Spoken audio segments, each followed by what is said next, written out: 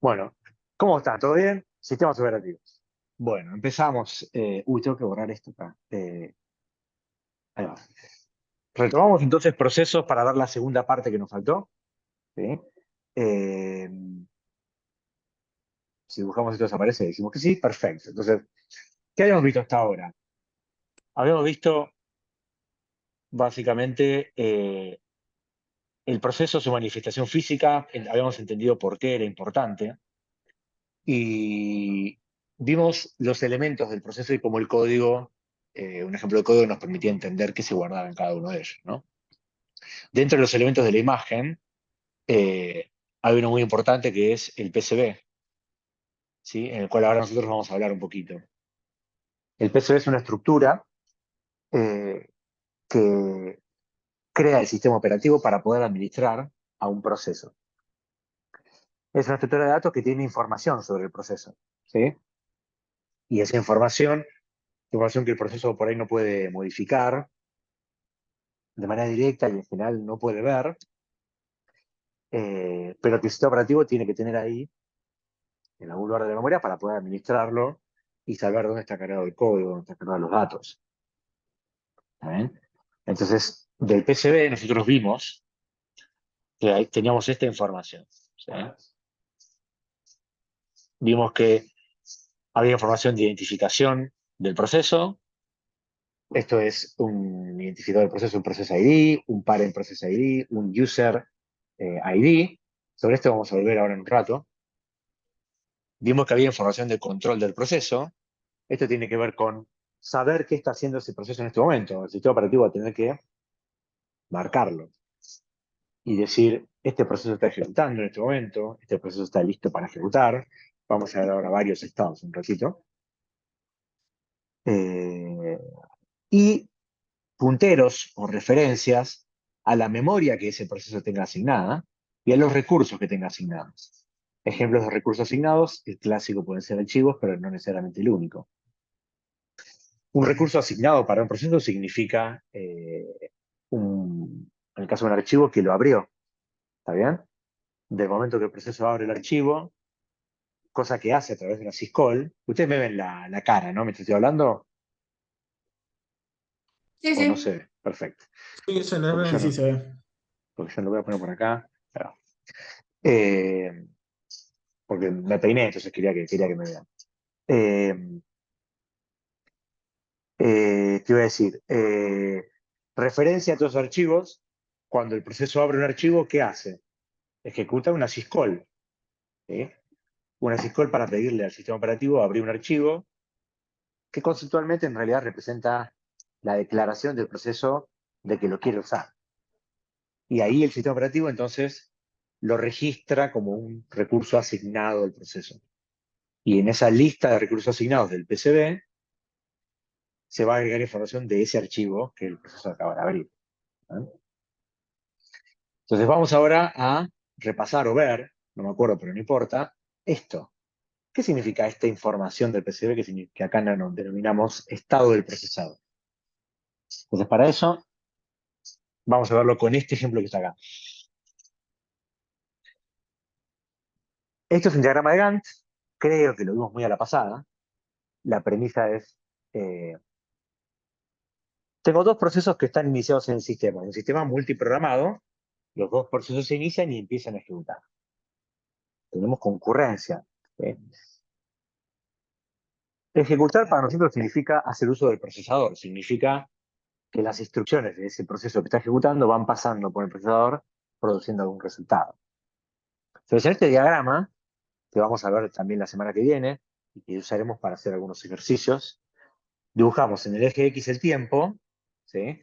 Y en el eje Y dibujamos las entidades que queremos graficar, típicamente los procesos que van a ejecutar, y eventualmente, si queremos, a veces pedimos hacerlo, a veces no, al sistema operativo también.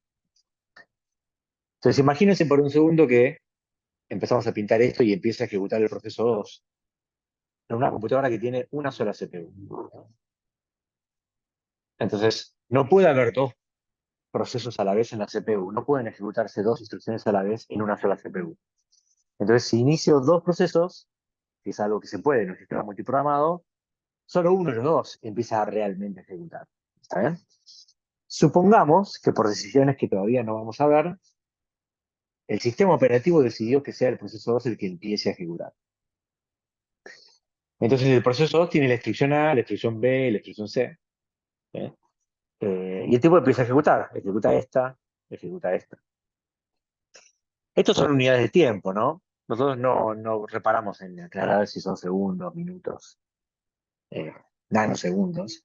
En general son valores muy, muy chicos, pero no nos importa demasiado, ¿sí? ¿Qué unidad es exactamente? Bueno, entonces se ejecuta como un campeón. Y en algún momento determinado lo que va a pasar en todo sistema operativo es que ese proceso va a ser interrumpido. ¿Sí? Entonces yo le voy a dar una justificación para esta interrupción de varias que en la próxima clase vamos a terminar de conocer. Pero una justificación válida podría ser que se le terminó el tiempo asignado al proceso 2 para ejecutar.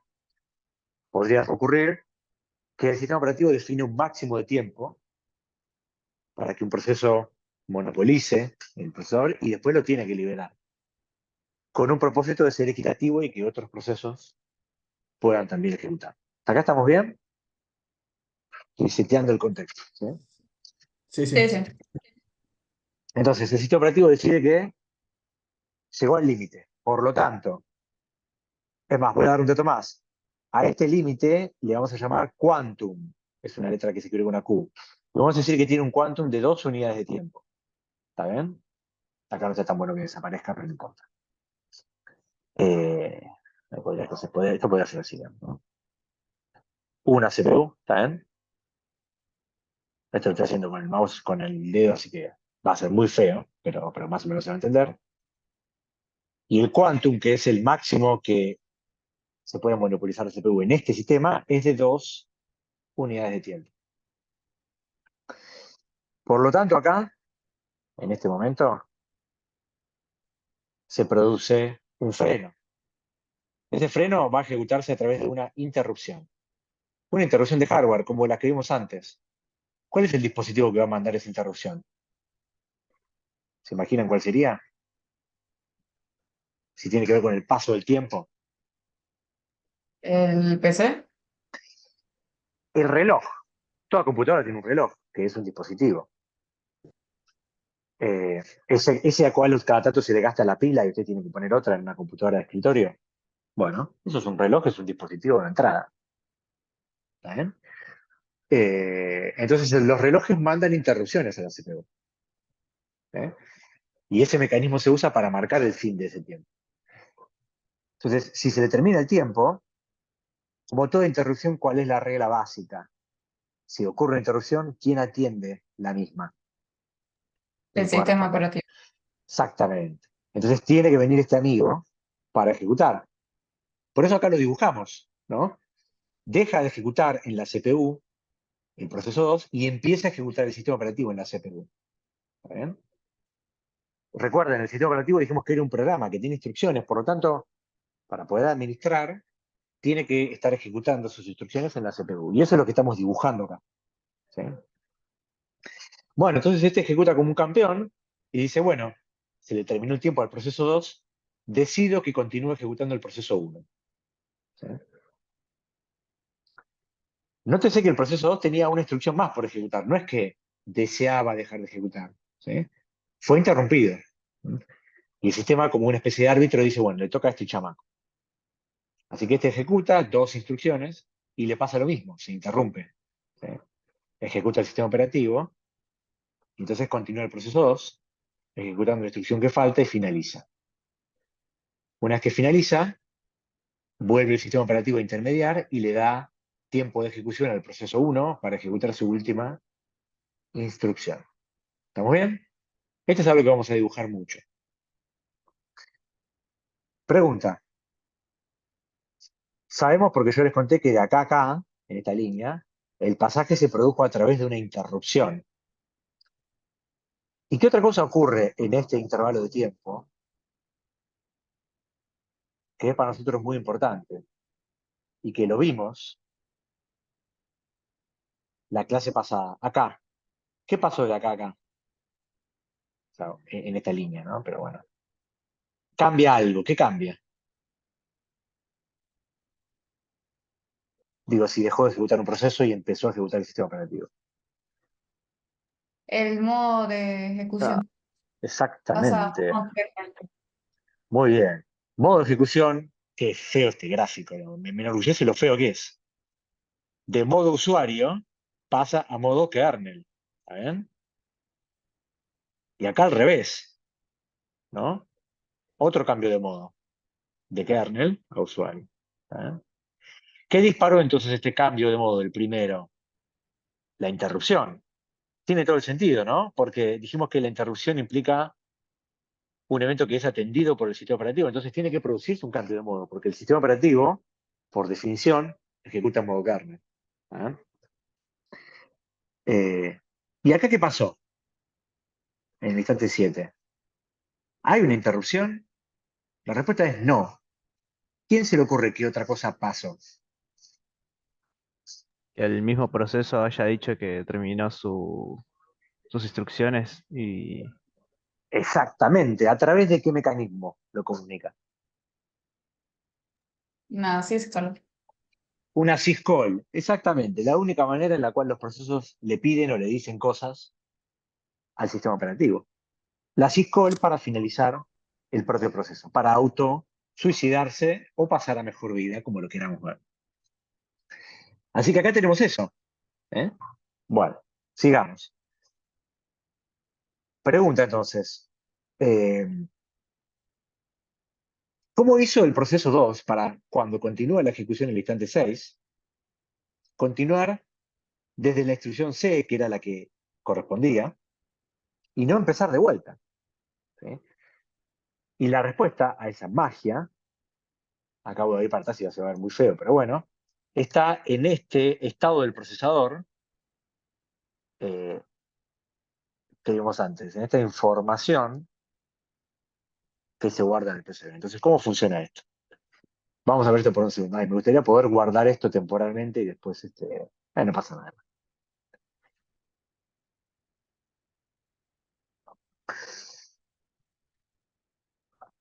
Dame un segundo. Ahí se ve, sí, bien. Miren esto. Tenemos varias imágenes del proceso cargadas en memoria RAM. Acá hay uno, acá hay otro. ¿Estamos bien? Y acá está la CPU. Esto que está acá es el procesador, CPU. Y acá están los registros. Y acá está ese que tanto nos importa, el program counter. ¿Se acuerdan que tenía? ¿Quién me lo dice? Por un punto La ficticio que dirección pasa. de la próxima instrucción ejecutar. Exactamente. Entonces acá tiene que apuntar la instrucción, a la dirección de instrucción A, la instrucción B, la que le corresponde al proceso. Mientras el proceso está ejecutando, toda esa información está viva en el procesador. Acá se marca la dirección de la próxima instrucción, se carga la instrucción en algún otro registro, se cargan los operandos.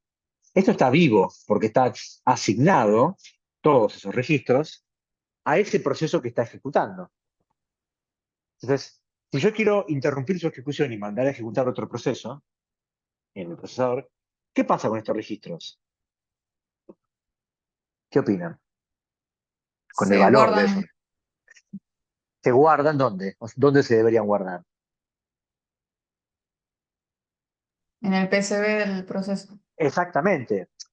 ¿Y por qué? Porque si yo quiero que venga el proceso B o el proceso A, supongamos, a ejecutar, los registros son uno solo. Entonces, inevitablemente piso toda esta información y pierdo lo que tenía antes. Entonces, lo que termino perdiendo es qué es lo que estaba haciendo el proceso que estoy interrumpiendo. Por eso es que necesito hacerme una copia de todo este quilombo y llevármelo a un lugar donde lo pueda persistir en el tiempo. Y ese lugar es efectivamente el estado del procesador. Entonces, en el PCB de ese proceso que estoy interrumpiendo, me guardo una copia de todos los registros. Gracias. Me están trayendo un mate y soy muy feliz. Eh, entonces, ¿cuál es la premisa? Esto lo podríamos...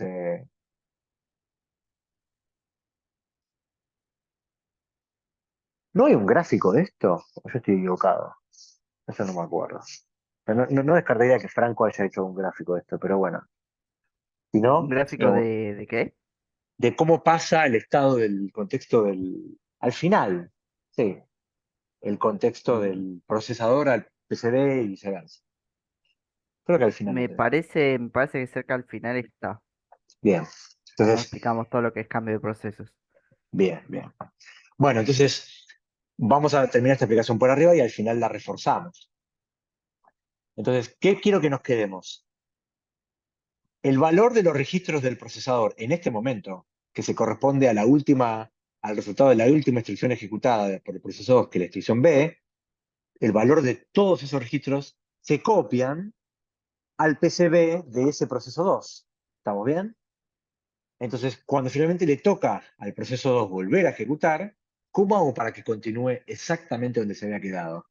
Agarro eso que me guardé en el PCB del proceso 2 y lo vuelvo a llevar ¿a dónde? A la CPU. ¿Me siguen? ¿Estamos bien? Si tuviera que hacerlo en cursiva, lo haría así, ¿no? ¿Cómo sería en cursiva? Sería C, P. Uy, a ver si me acuerdo de esto. Uh, ¿Qué tal, eh? ¿Les gusta mi letra del colegio primario? Porque así era la P, ¿o no? La P era Sí, esto, ¿o no? sí, no se me acuerdo si es en la punta arriba, pero sí era así. Sí, la Como uno, P era así. como uno se Como que olvida, la... ¿eh? Sí, yo Totalmente. cuando no entendí mi letra cambié imprenta. Bueno, seguimos. Esto es importante entenderlo. En un ratito volvemos igual. Entonces ahora cambio de tema dentro de lo que es procesos.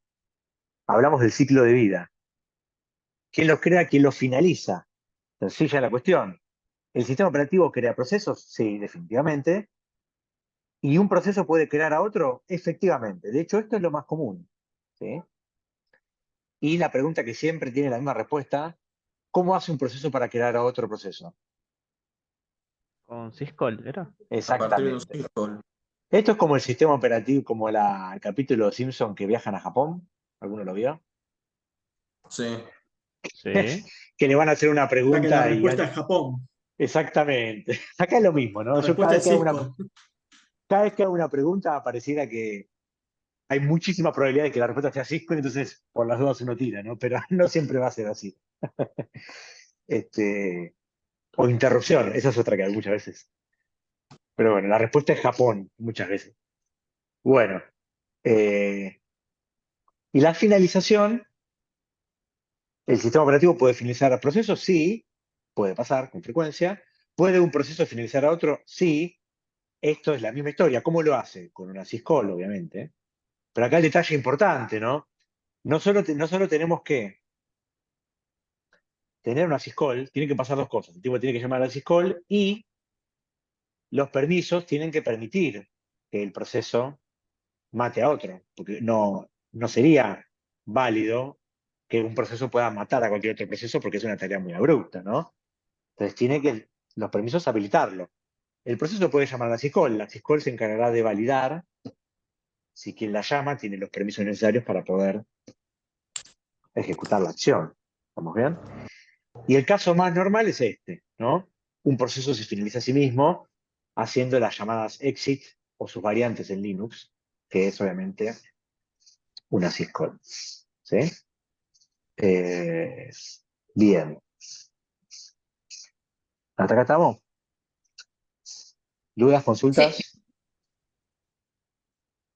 No. alguien, si alguien No, escribe algo no. en el chat, tal vez no lo vea, pero si está feo o está franco, ellos me van a ayudar. Así que en mi caso lo más práctico va a ser, si quieren que les dé bola, eh, hablarme y desmutear. Ahí les tiro un mensaje. Bueno, eh, ¿qué tenemos acá? Un ejemplo de una jerarquía de procesos, un árbol de procesos en Linux. ¿Está? Eh, Fíjense, este proceso creó a este proceso creó a estos dos.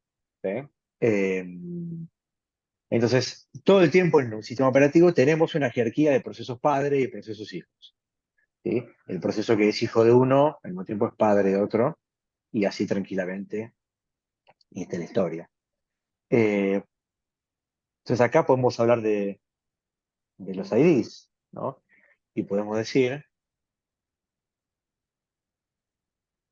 más finito, que si este proceso de acá a la izquierda, el proceso login, tiene el PID 8415, lo pongo en grande porque la foto es medio fea. Entonces este otro de abajo, que tiene otro PID porque tiene que tener un identificador propio, ¿no?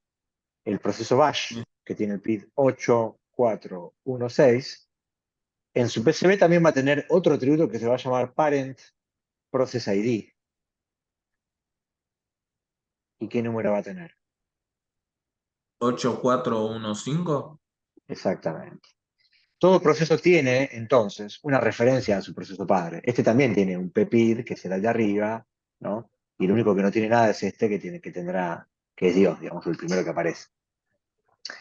Entonces, ¿cuál es la relación entre un proceso padre e hijo a nivel sistema operativo? Bueno, todo proceso hijo conoce a su padre. El padre puede conocer a los hijos porque puede conocer sus IDs, pero no hay mucho más que conocerse y estar abierta a la posibilidad de hacer algo. ¿Y qué significa esto? Esto de que no hay mucho más. Vamos a verlo en el siguiente slide.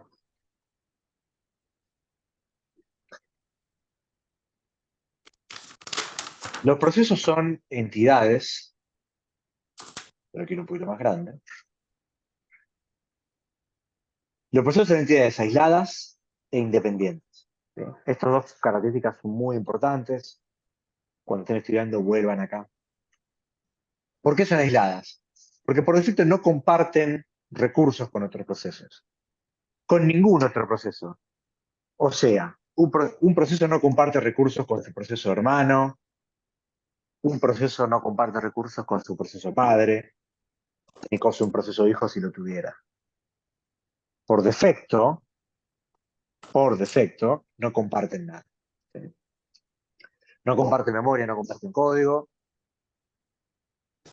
Los archivos abiertos, no, aunque después vamos a hacer alguna mención especial al respecto. Si quieren compartirlo, le tienen que pedir al sistema operativo, ¿no? Y ya sabemos cómo hacen los procesos para pedirle algo al sistema operativo, como en este caso sería compartir un pedazo de memoria. A través de, Sí, De una syscall. sí, exacto, o Japón, es nuestra palabra clave. Pero bueno. Entonces, están aisladas, ¿eh? Y son independientes. ¿Por qué? Porque un proceso no necesita de la existencia de sus procesos hermanos o de su proceso padre para poder ejecutar. ¿Sí? Una vez que se crea, puede ejecutar hasta que el proceso decida finalizar o tenga algún error, ¿no? Esto puede ser una confusión común, por eso lo aclaramos bastante. Entonces, ¿qué es lo que decimos? Si tengo a este amigo que está acá creado, ¿no? Y a este que está acá arriba lo mato, se muere abruptamente, ¿eh? El tipo este sigue ejecutando como si nada fuera pasado. No existe un proceso de finalización en cascada, ¿ok? Pero cambiaría su PPID, ¿no? Efectivamente. El process ID cambiaría porque otro proceso de más arriba lo adoptaría para que ese proceso no se quede huérfano, ¿sí? Vuelvo mate. Perdón, justo devolví el mate. Eh, Eso pasa en varios sistemas en Linux. Matás un proceso padre y otro proceso lo adopta con mucho cariño y amor, digamos. ¿Saben? Parece contraintuitivo, pero así es. Una vez que el proceso se creó, No, ejecuta hasta que uno muere. lo pensaría como que el abuelo adopta al nieto. Exactamente, exactamente. Bueno,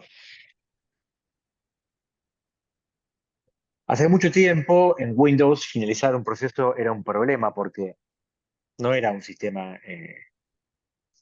del todo estable, digamos, y los procesos, a veces diablillos que se portaban mal, si no tenían un buen comportamiento y un buen uso de los recursos, terminaban tildando o bloqueando toda la computadora, ¿no? Entonces, este chiste clásico mostraba eso de aquella época, ¿no? Eh, el sistema operativo le pide amablemente, este es el sistema operativo, ¿no? Le pide amablemente al proceso que por favor se finalice porque está consumiendo muchos recursos y el proceso no le da bola. Eh, Termina colgando todo. claro, aparecía la famosa pantalla azul, no sé si alguno la vio, creo que sigue existiendo. Sí. Eh, Ujú. y ¿No ya fue en una ese hora momento, negra? era azul en su momento, era azul con un montón de texto que explicaba el error. No sé si ahora cambió.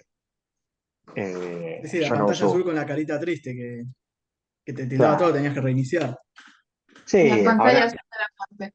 es ahora es esta. De la celeste, es muerte, más sí. linda, pero la que dice Esteban es azul horrible, Ah, La, azul cla- Francia. la clásica Esta es la que dice Esteban, era esta. Esta era la clásica. claro. Pero ahora aparece esta, ¿no? Que es un Esa poquito que es más, claro, más, Y más. esa con un la paso emoticón bien. trucho.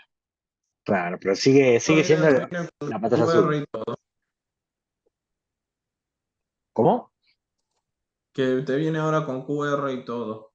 Ah, mira qué bueno. Sí, sí, sí. Eh, mi época era esta, ¿verdad? ¿Qué recuerdos? Era muy común. Sí, o sea, vos iniciabas un juego que no estaba del todo bien programado y ¡pum! Pantalla azul y tenías que reiniciar la computadora, sí. Sí, Eh, con los juegos era más común, sobre todo si, bueno, los teníamos de ciertas maneras. sí. Este, bueno, en Windows, perdón, Linux, ya en ese momento, hablo de fines de la década del 90, principios del año 2000, tenía una fama ganada de ser mucho más estable y robusto a la hora de poner en regla aquellos procesos que por ahí no se comportaban bien, ¿no? Entonces, el chiste era que Linux era un poquito más violento a la hora de finalizar un proceso, no le daba mucha vuelta, digamos, ¿no? Pero bueno, ahí va. Bueno, habiendo visto esto, eh, pasamos a otro tema dentro de procesos, ¿ok? Puedo poner texto acá, ¿no? Mira esto. Hola. Y el tipo se queda ahí. No está tan mal, ¿no? Sí, se ve.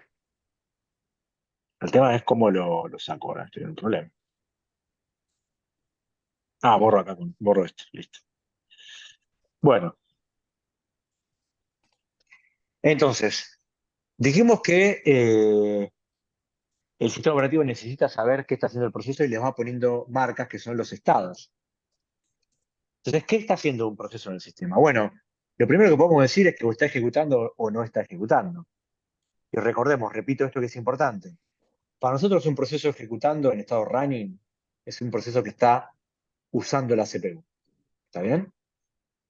Representa exclusivamente eso.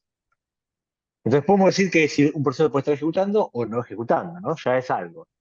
Pero esa diferenciación se queda corta, entonces un diagrama de 3 estados o de 5 es un diagrama más interesante, donde ya tenemos varios estados que se usan, algunos más y la mayor parte de ellos hoy en día en los sistemas operativos modernos. Entonces vamos a explicar esto, ¿sí? Y entender un poco las transiciones, ¿sí?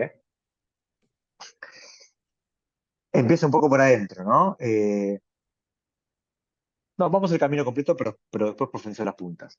Yo creo un proceso que está en estado new y de golpe pasa a estado ready. Yo después vuelvo acá. El estado ready significa para nosotros listo para ejecutar, ¿sí? Listo para usar la CPU. El proceso quiere usar la CPU, pero por ahora no fue mandado a usarla, entonces está ahí, esperando. Eh, eventualmente el sistema operativo le permite empezar a ejecutar.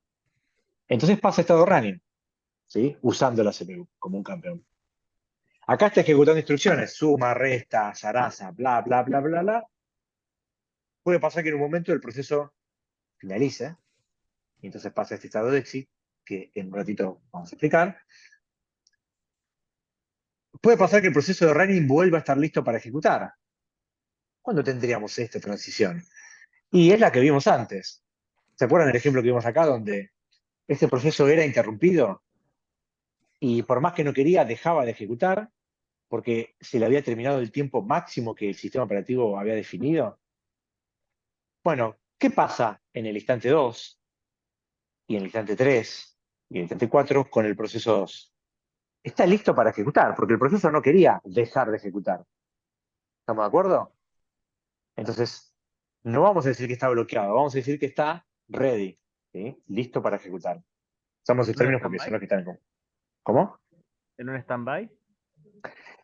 Podemos decir que sí, pero el término oficial es ready porque es un término medio estándar que se usa en la academia para esto. Pero sí. Entonces, si es interrumpido el proceso o por algún motivo desalojado de la CPU, pero continúa listo para ejecutar y deseaba seguir ejecutando como un campeón, esta transición es la que lo lleva al estado ready nuevamente. ¿Estamos bien? ¿Qué otra cosa Sí. puede pasar? Sí. ¿Sí, sí? No, que ¿O hay sí, duda? vamos. Bien, bárbaro. Entonces, ¿qué es lo otro que puede pasar? Que de running pase a bloqueado. ¿Y cuándo pasa eso? Cuando el proceso se pone a esperar por un evento que no sea el uso de la CPU. ¿Cuándo puede pasar eso? Por ejemplo, el proceso dispara una lectura de un archivo, ¿sí? Entonces, se dispara un comando de lectura desde un dispositivo de entrada-salida. Ese comando de lectura toma un tiempo. Tiempo en el cual el disco se mueve, los bytes viajan del disco a la calle del disco pasan por el bus de datos, del bus de datos pasan a la memoria RAM, y mientras tanto el proceso no puede ejecutar porque está esperando la información que quiere leer. Entonces, ¿qué hace el sistema operativo en ese momento? Bueno, lo saca de la CPU y lo marca como en estado bloqueado. Bloqueada a la espera de que esa lectura de información del dispositivo de entrada-salida concluya y la información esté disponible en la memoria RAM. ¿Sí? Ese sería un ejemplo de cómo un proceso podría bloquearse. Y importante, ¿cómo hizo la operación de entrada-salida del proceso? Con una syscall. Eso es importante porque al hacer la syscall, el sistema operativo empezó a ejecutar. Y el sistema operativo, cuando empieza a ejecutar, aparte de lanzar la operación, se toma la atribución de bloquear al proceso, por más que no era algo que el proceso quería hacer, digamos, ¿no? Otro motivo por el cual el proceso podría quedar bloqueado, no sé si se acuerdan de esa llamada en el código que vimos la otra vez, no sé si lo vimos, una llamada a una función que se llama sleep. ¿La vimos esa o no la vimos? No me acuerdo. Creo que Bueno, es una función, una syscall que se puede ejecutar, que yo la llamo y le mando un número, por ejemplo 10. Entonces le digo al sistema operativo, me gustaría dormir el proceso 10 segundos. O, dicho de otra manera, esperar a que transcurran 10 segundos. Entonces, ¿qué va a pasar si el proceso realiza ese syscall? Tiene que pasar el estado bloqueado, porque está bloqueado a la espera de un evento que no es la CPU. ¿Cuál sería el evento? El paso del tiempo. ¿Ok? ¿Se entiende más o menos el propósito de este estado? ¿Sí? Y los nombres Sí. son exactamente así. ¿Sí? No, no vale usar otros nombres porque esto es una convención estandarizada y de esa manera sabemos exactamente a qué nos estamos refiriendo. ¿Ok? Bueno, cuando ese evento que está esperando finalmente ocurre, es cuando el proceso pasa de vuelta a estar listo para ejecutar. ¿Eh? ¿Por qué no pasa directamente a running? Porque acá podemos tener varios procesos a la espera. ¿Sí? Lo que tengan acá, imagínenlo como si fuera una especie de lista de procesos listos para ejecutar. No va a ser necesariamente uno solo. Mientras que si yo tengo una sola CPU, acá tengo uno solo, ¿ok?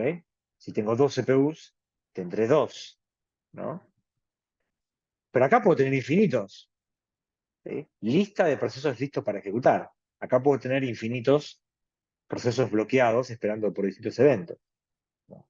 Así que el tipo que se desbloquea, lo puedo mandar a ejecutar y no sé, depende de las prioridades del sistema operativo. Entonces, por defecto, van acá, ¿ok? Al final de la lista o a algún lugar dentro de esa lista.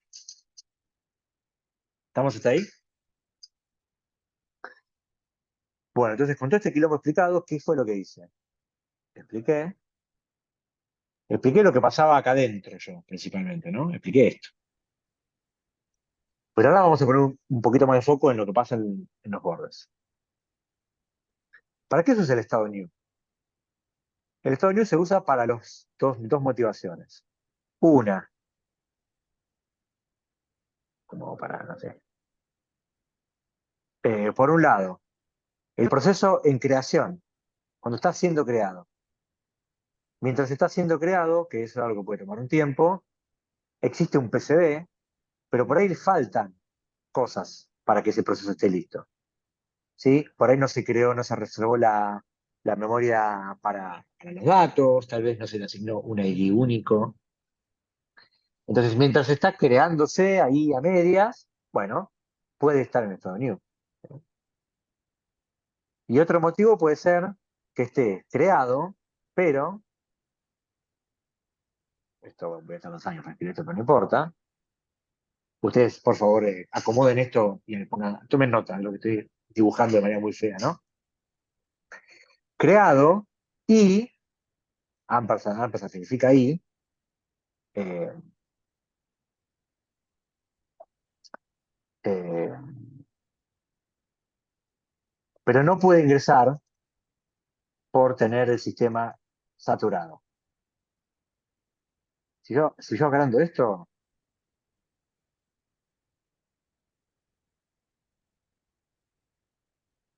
no funciona como yo quiero esto, ¿eh? Porque yo hago así,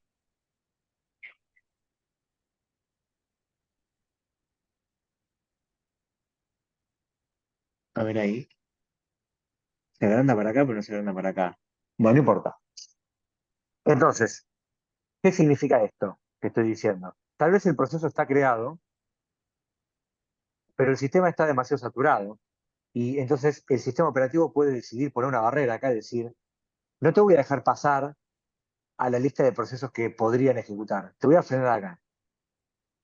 ¿Por qué? Porque todo lo que está pasando acá tengo demasiados procesos en ejecución o demasiados procesos dando vueltas por acá. Entonces, ¿qué hago? Lo freno, lo hago esperar acá. Y cuando alguno de los procesos sale y finaliza, el que estaba acá, lo dejo entrar. ¿Se entiende el criterio? Es como decir, che, se me llenó el supermercado, bueno, espera que se libere gente, digamos, ¿no? Es un poco ese el criterio. Entonces el proceso lo dejas en ese estado new esperando, ¿no? Es como de Sí, prevención también para que no sature, ¿no? claro. Tiene que ver con eso, con controlar la carga del sistema y no estresarlo, ¿sí?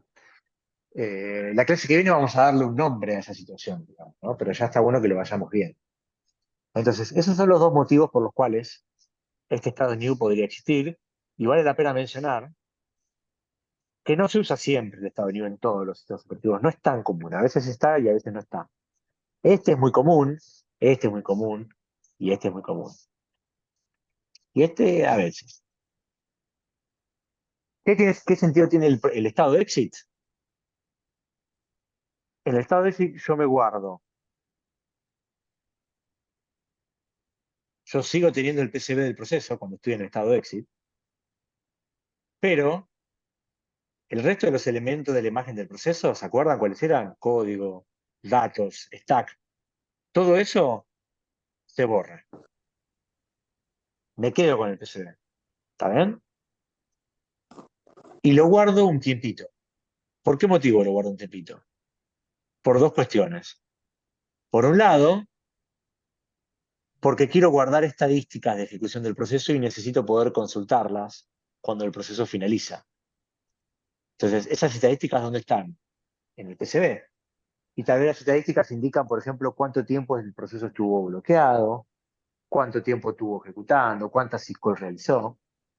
Entonces, el estado ese tiene sentido porque guardo las estadísticas en el PCB a la espera de que alguien las consulte para entonces recién ahí liberar el proceso definitivamente y que se vaya a mejor vida, ¿no? Podría ser el cielo, esto es una nube, o podría ser el infierno, donde acá hay fuego, ¿no? Y acá está el diablo, ¿no? A ver si, ¿qué opinan? Tiene que estar ahí está el diablo. ¿Cómo la ven? ¿Asusta? Más o menos, ¿no? Bueno. Eh,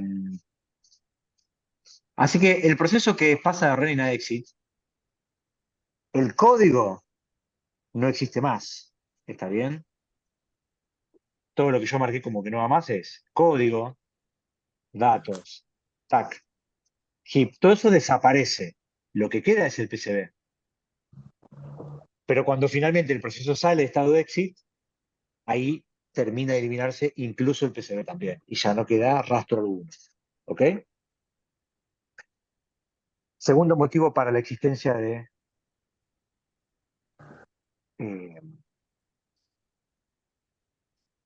del Exit. estado exit, hay un segundo motivo, que es el guardar un valorcito especial que se llama exit status.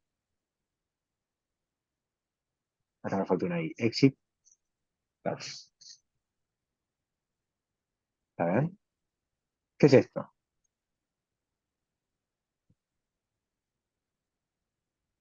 APA. Acá tengo que. Vamos a ver una cosa.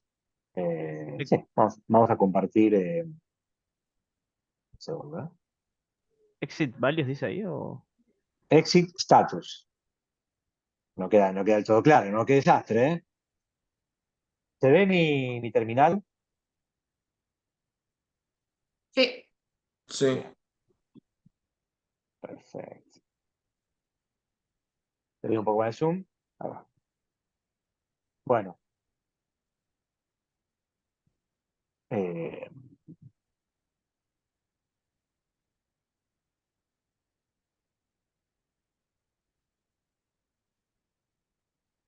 ¿Se acuerdan de este ejemplito que vimos la otra vez? Sí. Bueno, ¿qué es esto?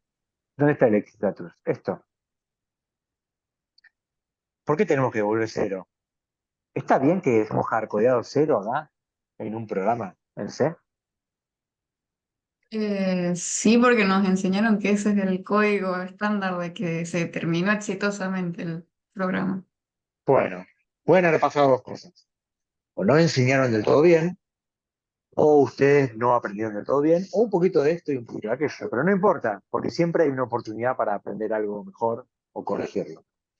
La realidad es que acá, esto está pensado para devolver eh, un valor específico, si anduvo todo bien, pero otro valor, si anduvo todo mal. Entonces el programa debería tener una lógica, si está bien hecho, para indicar, supongamos dos. Eh, no sé, ¿anduvo todo bien? Sí, entonces exit OK. Y si no, exit fail. Esto sería una lógica un poquito más razonable. ¿Sí? Porque la premisa, ¿cuál es? Al final del día, la ejecución de un proceso, de un programa que se transforma en un proceso, es como una función que tiene que devolver un valor y tiene que indicar si pudo cumplir su propósito o no. ¿Sí? Todo proceso se lanza con un objetivo. ¿Sí? Yo tenía Entonces, entendido sí, como que el decime. return cero es como un estandarizado, ¿no? Pero que no necesariamente tiene que ser cero, ¿o sí? Es el estándar para indicar que salió todo bien, Claro. pero el estándar para decir que salió todo mal no es ese. ¿Está bien? distinto de 0, estándar para decir que salió algo mal. Entonces, lo que se espera desde el return es que vos digas si el programa finaliza exitosamente o no. El 0 es para decir que finalizó exitosamente, pero no siempre un programa finaliza exitosamente, ¿o no? Puede fallar, Claro, claro. ¿está? Claro. Entonces, aprendizaje importante. ¿Eh? Si bien no es algo que estrictamente va a tener que hacer en el TP en este cuatrimestre, aunque en algún momento eso es lo que vamos a meter. Haceme acordar, Franco, en algún momento esto lo tenemos que meter en el trabajo práctico. Ideas de la vida, junto con la de Michelle, el shell que después te tengo que cortar, o si es que no te lo conté. Eh, pero en realidad el estándar es ese. Y vamos a verlo en práctica, muchachos y muchachas.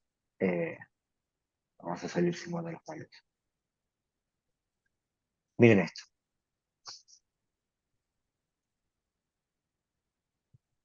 ¿Te ve acá o necesitas más zoom? ¿Está bien? Se ve bien, se ve bien. Bien, bueno. Igual siempre le doy zoom porque estoy bien obsesionado. Bueno. Miren esto. ¿Ven que yo acá tengo una carpeta que es un directorio? Este es un directorio, ¿sabes? Está pintado otro color. ¿Sí? Este es un archivo. ¿Estamos de acuerdo? ¿Sí? Fíjense. File hello.word es un archivo de ASCII. File dir me dice, che, es un directorio. ¿Está? Todos sabemos lo que es un directorio, puede tener archivos adentro, bla, bla, bla. ¿Acá estamos de acuerdo? Bueno, Sí. entonces, si Sí, yo hago sí. el sdir, ¿qué hace este comando? Me muestra el contenido de este directorio. ¿Está bien? Dentro de dir hay un archivo que se llama a.txt. ¿Estamos bien? Bueno, ¿qué pasa si hago el sdir2? El tipo me dice, che, no puedo acceder. ¿Por qué? Porque no existe ese directorio, ¿no? Entonces, si yo le digo, ya ejecuto un proceso que se corresponde con el programa DLS, que tiene que listar los archivos de un directorio, y le digo, listame los archivos de este directorio, acá pudo cumplir el propósito, pero acá, ¿pudo cumplir el propósito que yo le pedí? No. Claramente no. Ahora, el tipo que hace, me imprime un mensaje en la pantalla y me dice todo mal, pero en realidad eso no es el exit status. Dijimos que el exit status es un número, no un string. Entonces, ¿cómo lo vemos? Hay una variable que queda en la interfaz de la terminal que se expresa de la manera peso signo de pregunta y que guarda esta variable de entorno, el valor de status del último comando ejecutado. Entonces, con el comando echo, que es el equivalente a printf, pero en, En la en la terminal. terminal, en bash, me imprime el contenido de esta variable. Y miren el número, 2. Entonces, hagamos la prueba. Listemos un directorio que sí existe y veamos qué me dice que quedó en esta variable.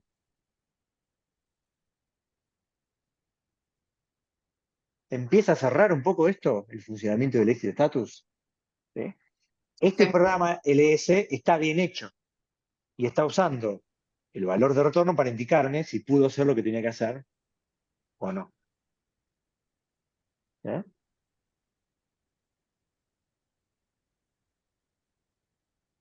¿Qué pasa si imprimo de vuelta esto? ¿Qué Ahora valor? te debería dar dos de vuelta. No sé. Repitamos la experiencia. Yo les mostré un 2 acá, ¿no? Porque, Sí. ¿qué pasa si imprimo de vuelta la variable? ¿Qué debería mostrar? Va a dar el estatus de la función echo. ¿Y qué va a hacer? Debería ser un 0 porque la pudo imprimir sin problema. Exactamente, porque la variable guarda el resultado del último comando ejecutado. Y acá, el último comando ejecutado ahora es este, ¿no? Entonces el comando pudo Ah, imprimir la variable. ¿Ah? Eh, entonces, en algún lugar quedó el valor de retorno. Y bien usado, debería usarse de esa manera. De hecho, si yo miro manls y veo la descripción de cómo funciona el comando y veo la parte de errores, o algo así, no me acuerdo cómo se llama.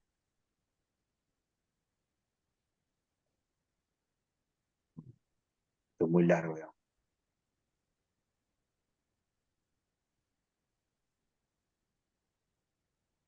A ver si lo encuentro. Acá está. Exit status. 0 si está todo bien, 1 si hubo un problema menor y 2 si hubo un problema serio. Bueno, esto suena medio. Esta clasificación es medio zaraza, ¿no? ¿Qué significa un problema serio? Pero bueno. Eh,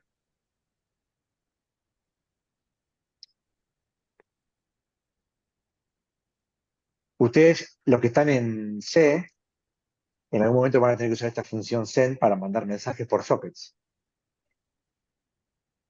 Sí,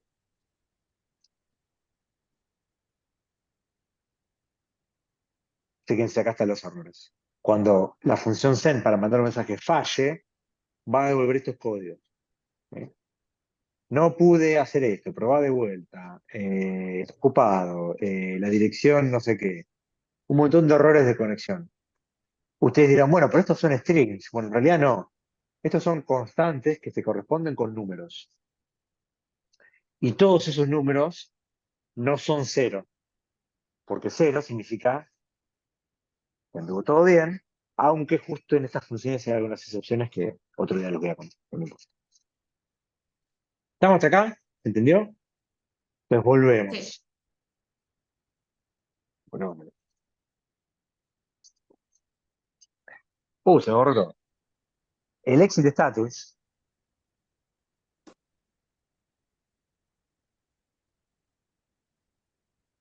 cuando el proceso finaliza y todavía hay un PCB acá, se guarda en el PCB. Cuando ustedes hagan exit 0 o exit 1, si lo hicieran, o si hacen exit 0, bueno, ese valor queda guardado en el PCB. ¿Sí? Hasta que el proceso sea finalmente descartado por el sistema. Típicamente, eh, cuando el proceso, algún otro proceso como el proceso padre, consulta ese estado. ¿Sí? Eh,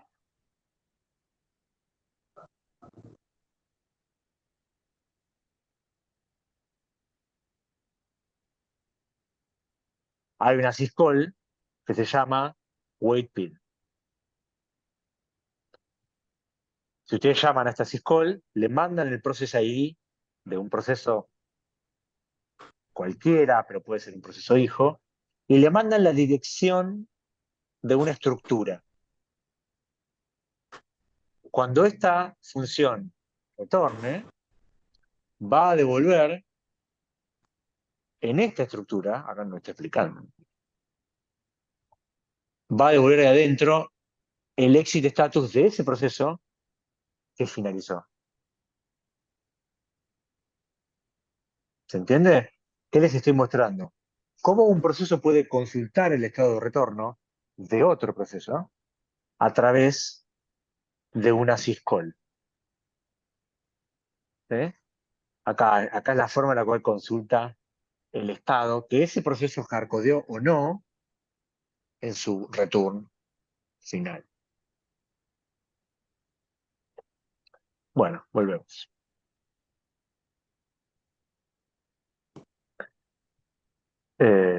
Dicen en el chat y el exit failure también, ¿no? Claro, la constante exit success, ¿qué valor tiene? Cero. Si ustedes imprimieran ese valor, verían que es cero. Y la constante exit failure tiene un valor que no es cero, que no sé cuál es. Entonces, una mejor programación sería aquella en la cual ustedes devuelven exit failure o exit success, dependiendo de si el programa hizo lo que tenía que hacer. ¿Está bien? En el trabajo práctico, como eh, no les vamos a pedir que hagan esto exactamente así, pero sería una linda práctica. ¿Sí? Por ejemplo, si inician un proceso como el kernel o el módulo de memoria que actúan en calidad de servidores y tienen que ponerse a escuchar conexiones, ¿no?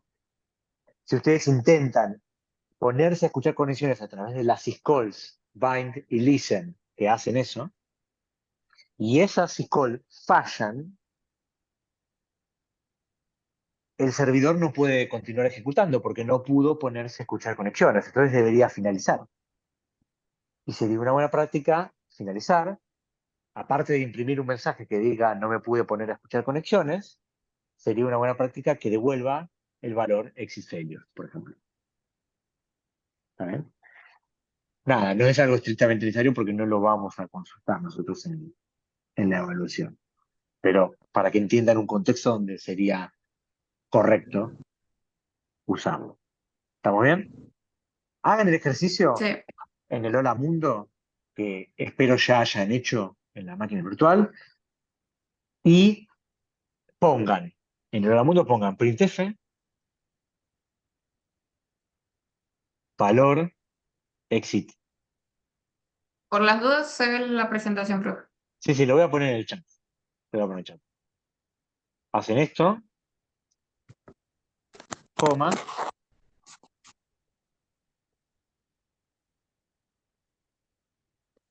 ponen esta línea, ¿sí? Y con eso van a ver esa constante, qué valor tiene. Y deberían ver que es 0. Y si hacen lo mismo que la otra, deberían ver que es algún valor que no es 0. Tal vez es -1, no lo sé. Pero les propongo eso. Hagan eso en su programita Hola Mundo y vean qué valores tienen. Porque al final del día esa constante es un número. ¿No? Sí. En el TP0 igual hablan, o sea, hablan un poco esa práctica de usar el exit con el exit failure o el exit success. Ah, mira, muy bueno. Mejor. Alguien que leyó el TPC y se puso a hacerlo. Bien ahí, señorita. Bueno, seguimos.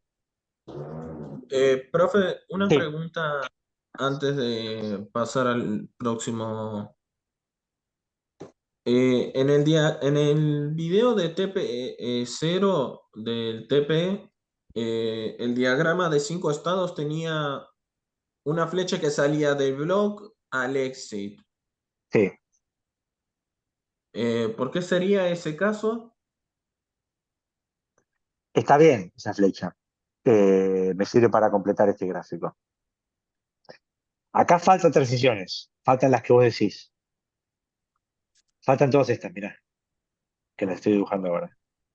La de running ya no está. La del running está.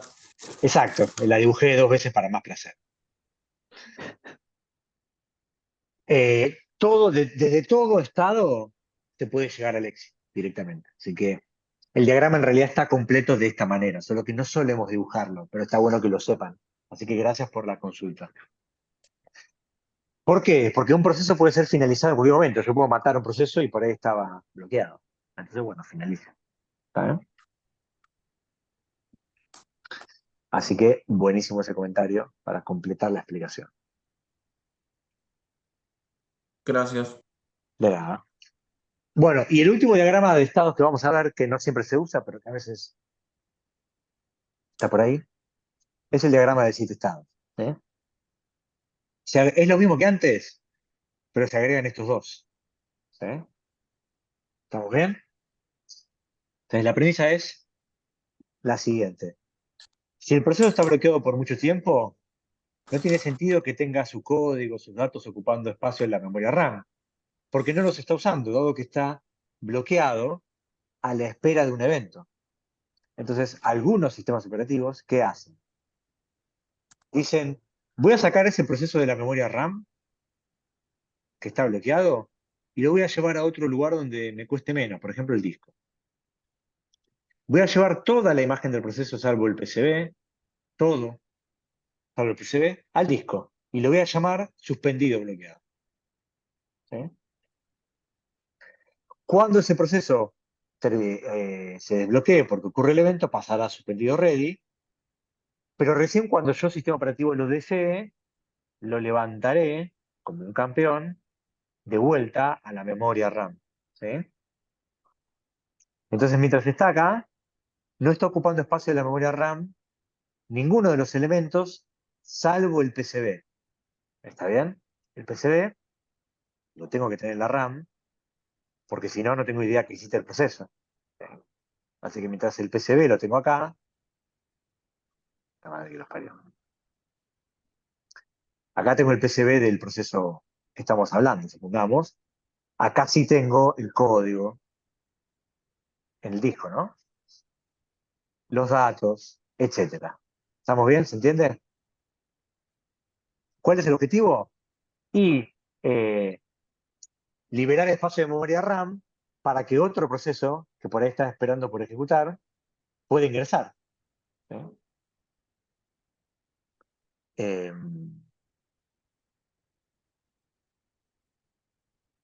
no se usa mucho este estado, pero está bueno contarles. ¿Eh? Eh, bueno, bien.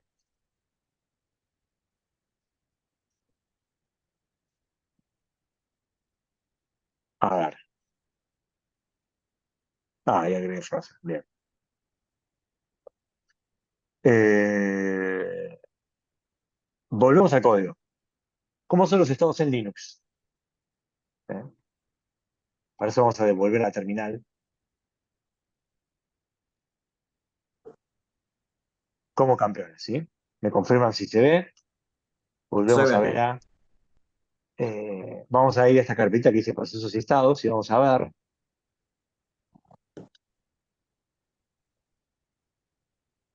¿Qué pasa con este código?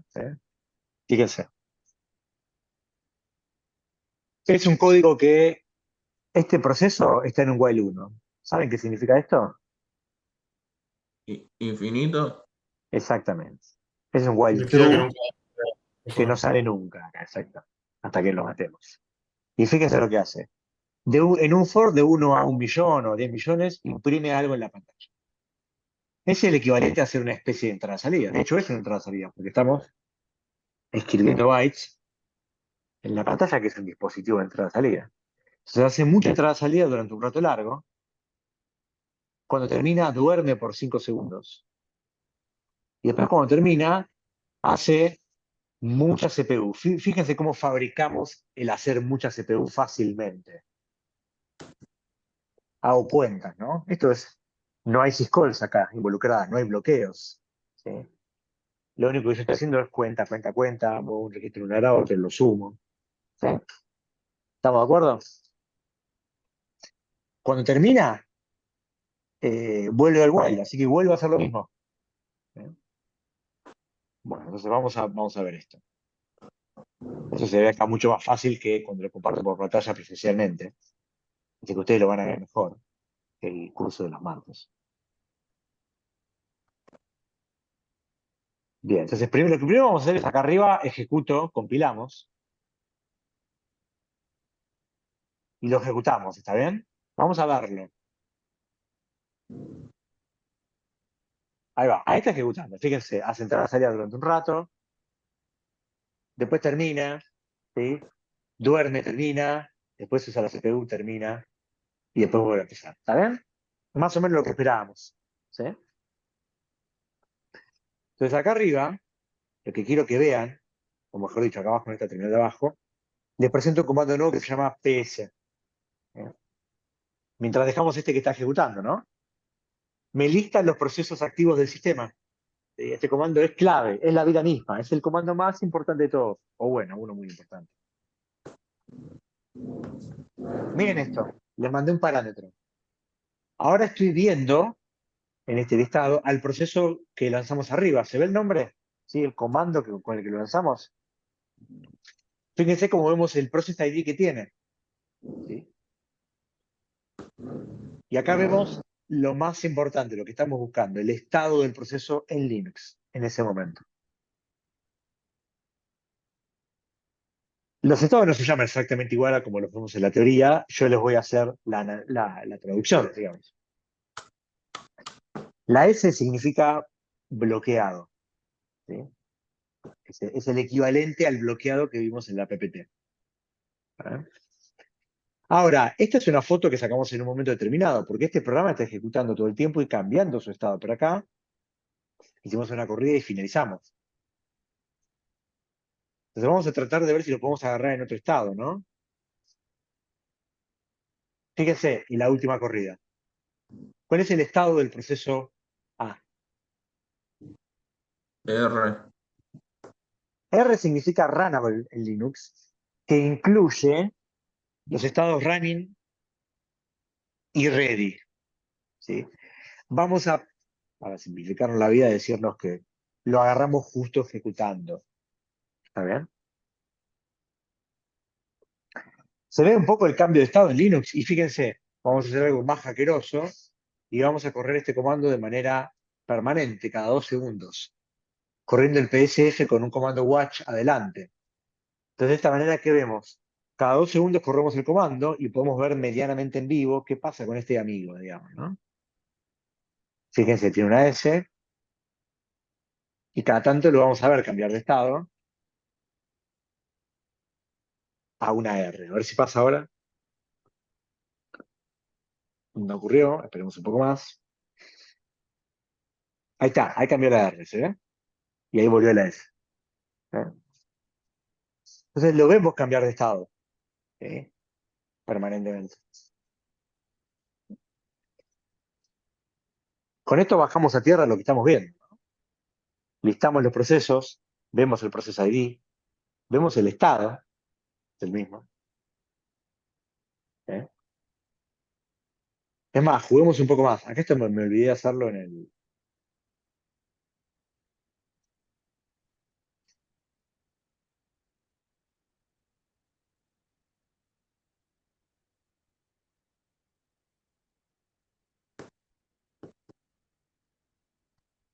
eh, Ahí está, ahí tengo uno al lado. No, pero mejor que sea abajo, así ustedes creo que se va a hablar un poco. eh, Bueno, sí, me gusta acá, me gusta acá. Vamos a entrar a la terminal y. ¿Qué jueguito vamos a hacer acá? Vamos a matar el proceso, ¿sí? El proceso tiene este PID, ¿estamos de acuerdo? El PID no cambia para un proceso porque lo permite identificar unívocamente. ¿Bien? Entonces yo acá, ¿qué puedo hacer?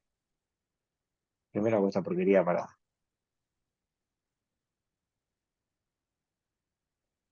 Puedo matar al proceso con el comando kill. ¿Sí? Miren esto. Tuki, tuki, tuc. Lo maté. ¿Sí? Y acá no está más. ¿Eh? ¿Estamos de acuerdo ahí? ¿Qué hizo kill? Kill es un programa que está instalado en la computadora. Acá está. Es un archivo binario compilado. Y cuando lo ejecutamos, ¿qué hizo el sistema operativo? Creó un proceso. ¿Y el proceso qué hizo? Llamó a la syscall del mismo nombre, que se llama kill. ¿Estamos bien? ¿Hasta acá? ¿Estamos uniendo cabos, atando conceptos? Una Bueno, consulta. sí. El kill contaría. El kill no es una syscall entonces, sino que llama a una syscall. Las dos cosas. Existe un programa llamado kill, pero el programa adentro tiene que llamar a la syscall para poder matar al proceso, porque no hay otra manera. Pero son las dos Ok, cosas. ¿Eh? o sea que, o sea que no es que. Pensé que el programa llamaba a otra syscall que hacía, no sé, un exit, una cosa así. Pero bueno, si eso sería Claro, técnicamente así, ¿no? claro, exacto. Ok, No, no, no. Llamó a la syscall kill, que acá la ves, ¿no? Fíjate, recibe parámetros, acá recibe un parámetro, un valor de retorno, haces un include. Vos podrías llamarlo también en tu programa. Sí, sí. Eh, bueno, eh, volvemos a correr el programa, lo vemos acá abajo. ¿Eh? Acá está corriendo. Vamos a buscar el pi de vuelta, que ahora es otro, ¿no?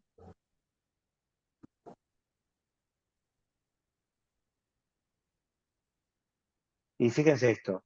Ahora, más que matarlo, lo que voy a hacer es le voy a mandar una señal. Porque en realidad el comando kill y la syscall kill son más amplias en realidad. Más que matar procesos, permiten enviar señales. La señal es un concepto especial en Linux. Pero vamos a quedarnos con que se le avisa de algo. Y vamos a mandarle esta señal que significa frenate guachín. Miren lo que pasó acá arriba. El proceso imprime un mensaje diciendo dejé de ejecutar. Pero lo más importante que me interesa es acá. ¿Qué pasó acá? ¿Qué notan de distinto? La T de terminate. Exactamente, la T. Pero no es una T de terminado, es una T de estopeado. Lo cual es un poco confuso porque estopeado empieza con S. Lo que pasa es que el Sí, estado pero S ya está esa tomado para otro, para para speaking. significar otra cosa. Claro, entonces se usó la T. ¿Sí? Pues la T en Linux significa estopeado. Es un proceso que está frenado, pero no finalizado. ¿Sí? Yo no les expliqué este estado recién antes. Les estoy mostrando un estado particular que tiene Linux que no entra dentro de los estándares, pero que se usa, digamos. ¿Sí? ¿Y qué pasa con ese proceso? Bueno, así como lo frenamos, lo podemos continuar con otra señal. El tiempo continúa su ejecución. Y miren cómo acá vuelve a tener la R, la S. ¿Se ve? Y acá arriba continúa ejecutando. ¿Bien? Bueno,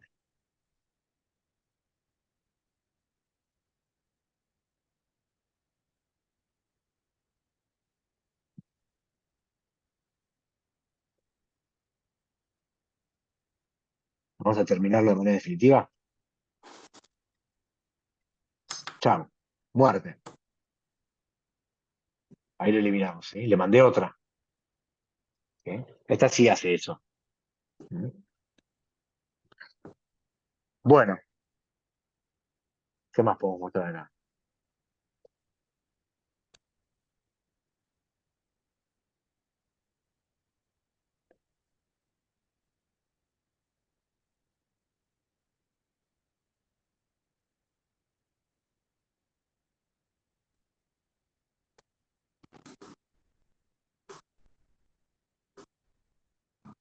Eh,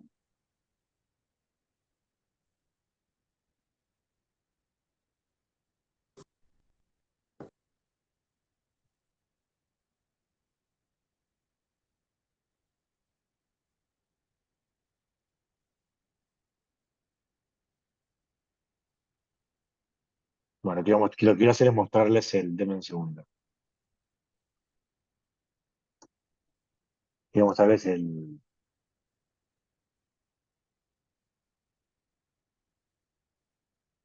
algún parámetro más, digamos, ¿no? Ah, menos sobra.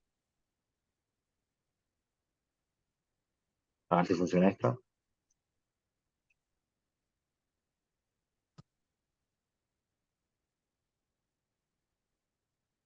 Fíjense, ahora estoy imprimiendo para cada proceso ejecutando no solamente su process ID, sino su parent process ID.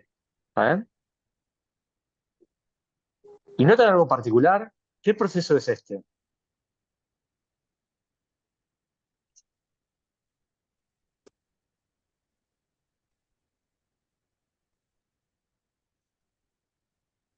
Pues estás viendo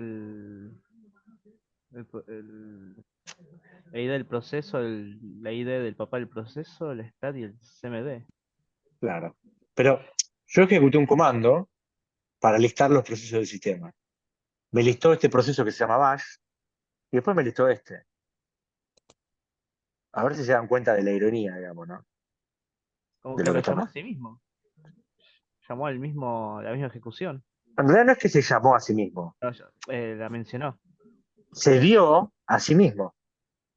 O sea, si un proceso tiene que listar los procesos del sistema y él mismo es un proceso, sería razonable que cuando lo lista se vea a sí mismo y se liste, porque él es un proceso que en el momento que está ejecutando está ahí en el sistema, ¿o no?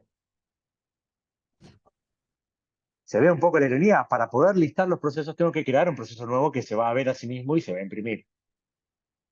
Ah, es Sí. como que no tenés nada y para decir qué proceso tenés, decís tu propio proceso. Exactamente, ¿no? El principio de incertidumbre, para poder ver algo tenés que modificarlo, ¿sí? Porque cuando este proceso finalizó, ahora ya no está más ejecutando el proceso del comando PS. Si ahora pudiéramos ver los procesos del sistema, no veríamos a PS. Entonces yo digo, bueno, vamos a ver si no está, pero para poder ver el resto tengo que verme a mí mismo. ¿Sí? Claro. Es inevitable, ¿no? Principio de incertidumbre, para poder observar un hecho, inevitablemente uno lo termina modificando por el solo hecho de observarlo. Esto es una cosa más de física y de la ciencia, pero aplica acá también. Y fíjense el estado, tiene todo el sentido. Cuando se ve a sí mismo, ¿cuál es el estado del proceso? Y está ejecutando, y claro, ¿cómo no va a estarlo? Si él mismo se ve porque está ejecutando. ¿Está bien? Nada, magias de la vida, cosas para deleitarse. Bueno, volvemos a la PPT.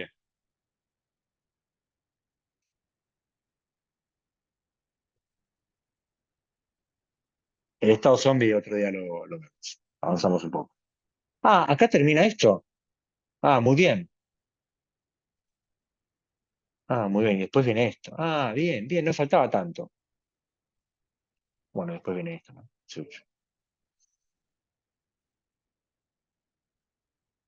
¿Tengo por ahí a Franco o a Fede disponibles de casualidad? Si no, no pasa nada. Yo sigo, pero. Pega. Sí, ¿Sí?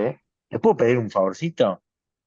Si me pueden explicar este cuadro mientras yo voy a hacer un trámite. Bueno, dale, bueno. tiene problema. Te dejo el cuadro acá, por ahí, si querés. Creo que si sos cojones hasta podés dibujar, mira. A ver, no probé. Fíjate. Intentá anotar. Creo que vas a poder. ¿Apareció Ahí algo? va. Sí, Sí. bien. ¿Y cómo deshago esta acá con el tachito de basura, no? Hay un tachito que es clear y borrador. Bueno, Ah, ahí está. vengo. Te dejo ahí mientras continúo. Perfecto. Dale, chao. Eh, bueno, espero que se vea mi mouse también, que está moviendo ahora por la tabla. Eh, vimos hace un ratito, ¿puedo volver? No, no puedo volver.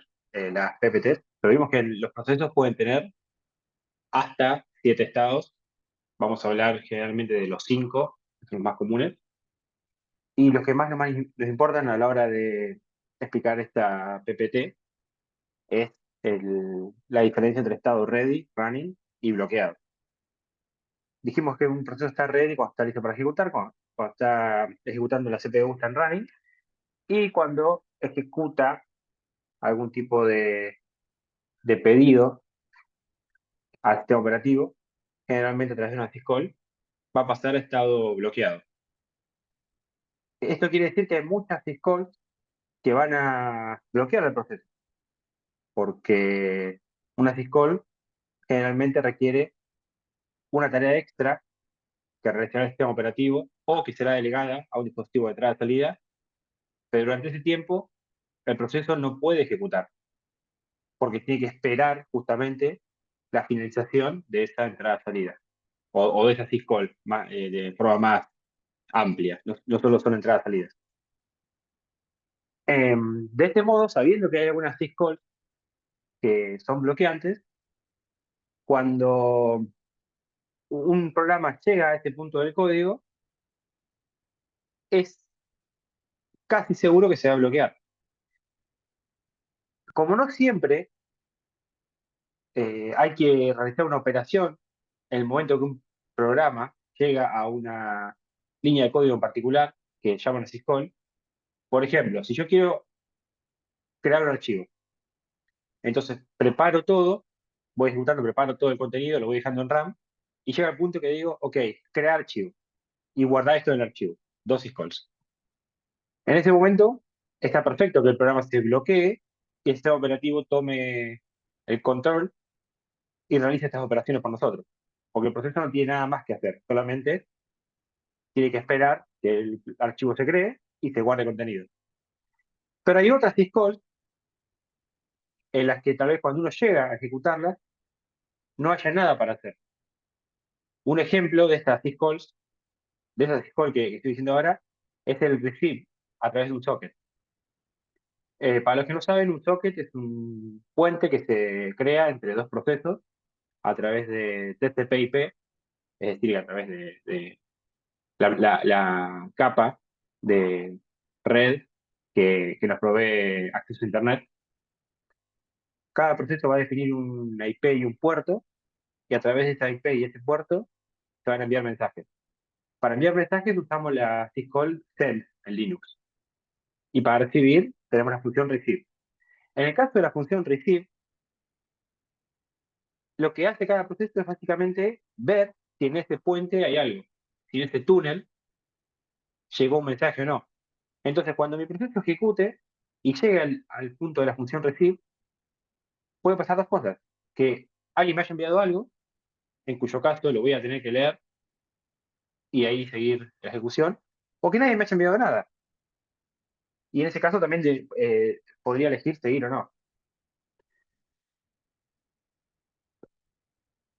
Habiendo dicho esto, podríamos configurar la syscall, en el caso de la función receive, por ejemplo, podríamos configurarla de tal manera que diga, ok, yo me voy a bloquear siempre esperando recibir un mensaje o no, o voy a ver si hay un mensaje y si no hay nada puedo continuar.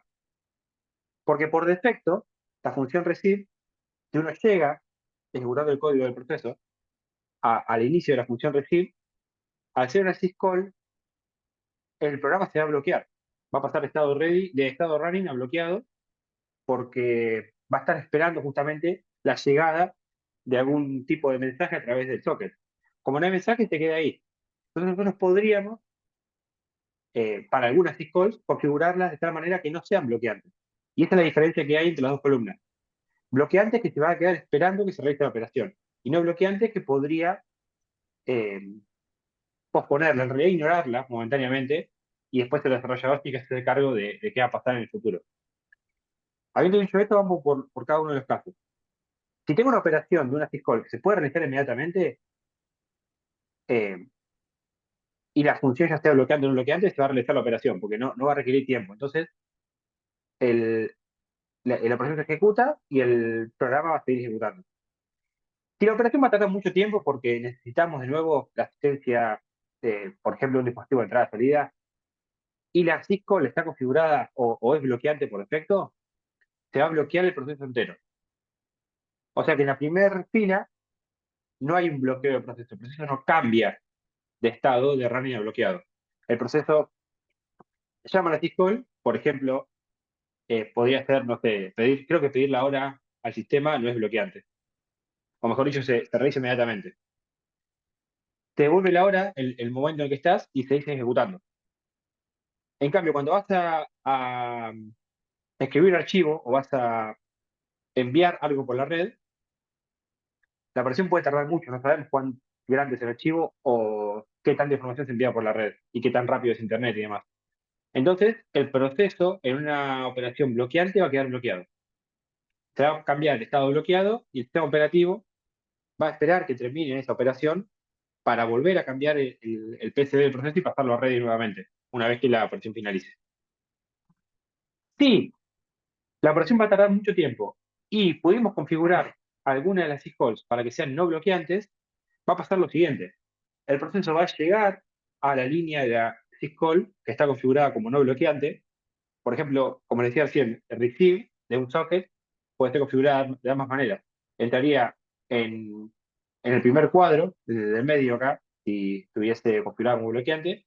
Pero si le ponemos no bloqueante, cuando llegue a ese punto y no haya nada para leer, nos va a dar un código diciendo no pasó nada. O sea, no es que leí, no es que hubo error, simplemente no hay nada que hacer. Y la ejecución va a continuar. Ahora, si la ejecución continúa, ¿qué creen que puede pasar? Si yo estoy esperando leer algo de la red, ¿qué creen que puede pasar como consecuencia y no leí nada?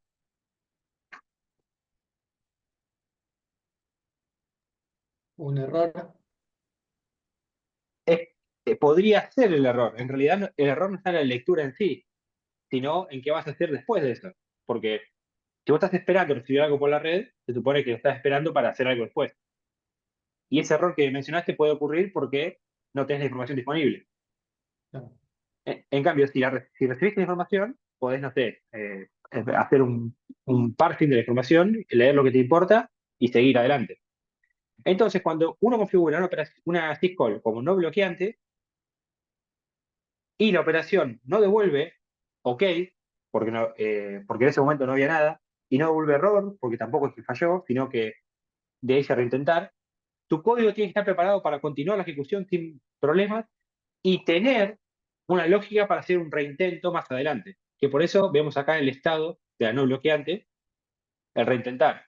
Reintentar significa que el código llegó a esta línea de código, perdón, que la ejecución llegó a esta línea de código, pero que en el momento no hubo nada para hacer porque no quisimos esperar el tiempo que hubo que esperar para que se complete la operación. Dijimos, bueno, llegamos acá, ¿está completa la operación? No, bueno, sigo ejecutando como si nada hubiera pasado y después yo como proceso me las arreglo para reintentar más tarde la operación. Esto equivaldría a decir que una operación es sincrónica o asincrónica. Sincrónica sería bloqueante y asincrónica sería no bloqueante. En la bloqueante nos quedamos esperando que se complete sí o sí, ya sea porque la syscall es así y no se puede cambiar o porque la configuramos como bloqueante. Y en la no bloqueante le podemos decir, ok, si queremos que ocurra, pero si no ocurre, no pasa nada. Vuelvo más tarde. Continúo mi ejecución y en todo caso pregunto en otro momento. Si en la siguiente ejecución en la que pregunto si hay algo, me dice reintentar, pasará lo mismo. Reintentaré una vez más. Si no, si la siguiente vez ya hay algo para leer, lo que va a pasar es que voy a poder leerlo y me va a dar error u ok, que es lo mismo que nos da la operación bloqueante. Con todo este amor, les pregunto si tienen alguna duda al respecto de esto. Perdón, Fede, pero tiene que hacerlo. No hay problema. ¿Qué tiene que llevarse de esto? Que hay operaciones que sí o sí van a ser bloqueantes, syscalls que son bloqueantes, que sí o sí vas a tener que esperar que se completen y que probablemente cambien el estado de tu proceso de bloqueado, de running a bloqueado. En cambio, otras syscalls se pueden configurar como no bloqueantes, te va a saltar la ejecución de la syscall en ese momento, pero tu proceso no va a pasar a bloqueado. Lo que sí queda bajo tu responsabilidad como desarrollador de ese proceso, el reintento más adelante. A menos que no te haga falta para nada. Yo diría que si tenés ese código por algo, vas a tener que presentar más tarde, si no, no tiene sentido la syscall. Pero si lo tenés que reintentar y manejar este caso particular. Te ganan a ver Eh, ahí, Fede, o sea, cuál es la estrategia por ahí más simple, si yo lo pienso como programador, ¿no? ¿Qué me sería no, lo, más pre- fácil? no lo llegamos a ver, pero le preguntamos, ¿qué cree que es más fácil de los dos eh, posibles ejemplos que les di? ¿Usar una operación bloqueante o no bloqueante? ¿Y por qué? No bloqueante, ¿Y por qué? porque es más flexible. Pero más Lo que flexible pasa es que significa más fácil. eso No, mismo. se me hace que bloqueante, porque vos bloquea el proceso y se terminó ahí, no te hace un reintento.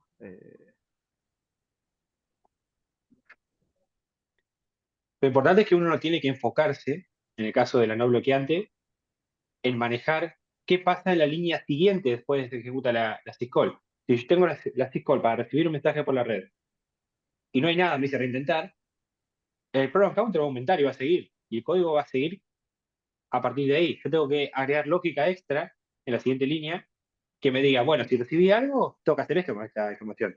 Y si no recibí nada, tengo que aplicar otra lógica en la que pueda continuar mi ejecución sin esa información y a su vez después recordar de alguna manera que tengo que hacer el reintento. Entonces, en el caso de las operaciones no bloqueantes o asincrónicas, y esto le va a pasar en lenguaje de programación, si alguno en tu vida programa en JavaScript o en TypeScript, es un caos el mundo asincrónico. Hay que tener cuidado con esto, porque uno ejecuta una función y la función generalmente se ejecuta pero no se completa. Y el hecho de que no se complete requiere que uno tenga algún tipo de referencia para eh, entender, o un evento para entender y continuar la ejecución cuando se complete esa operación de forma real. Entonces, la no bloqueante es verdad que es más flexible, pero que sea más flexible no quiere decir que sea más sencilla de implementar, porque requiere más lógica y requiere el manejo tanto de los dos caminos, cuando hay algo paralelo y cuando no, como también de la lógica de reintento. Mira, si me dejas, Estimo que en Fede, el muestro un TP, ejemplo. ¿cómo? Si me dejas, muestro un poquito de código. Dale, sí, sería muy, muy útil. Si hago esto, ustedes ven dos cosas, una pantalla y la... ¿Qué están viendo ahora? El Solo, editor. solo el editor de texto. ¿Solamente el editor de texto? Sí, no vemos si hay otra cosa más. ¿Y ahora siguen viendo el editor de texto? Ahora solo estamos viendo la presentación. ¿Y ahora? ¿Ven algo? ¿Una Sigue pantalla? siendo solo la presentación. Mira, porque Zoom te permite Ahora el elegir, texto. elegir varias pantallas a compartir. Y estaba viendo qué era. Pensé que iban a ver las dos como con la pantalla partida, pero no. Yo elijo Creo varias que, ventanas y solo muestra esas cuando estoy en esas. Interesante. creo que, creo que tendrías que poner que lo que vos veas en pantalla lo muestre. Si vos buscas la Claro, ventana, solo va a mostrar la ventana. Tratar claro, de exactamente. ponerla con el spectacle mitad y mitad, eso puede servir. Bueno, no importa, igual esto estaba bien porque yo quería esto. Miren esto. Llamo a recibir de un socket en un buffer, ¿no? Entonces tengo acá un buffer igual a malloc Sarasa y listo. Una vez que estoy acá abajo, en el buffer yo tengo el mensaje que recibí, ¿no? El código de C es mucho más complejo que lo que yo estoy haciendo, pero para simplificarlo, digo, no sé, si me dicen hola, entonces reacciono, ¿no? Hago algo. Entonces, ¿este código qué sería? ¿Un código correspondiente a una syscall bloqueante o no bloqueante? ¿Qué opinan?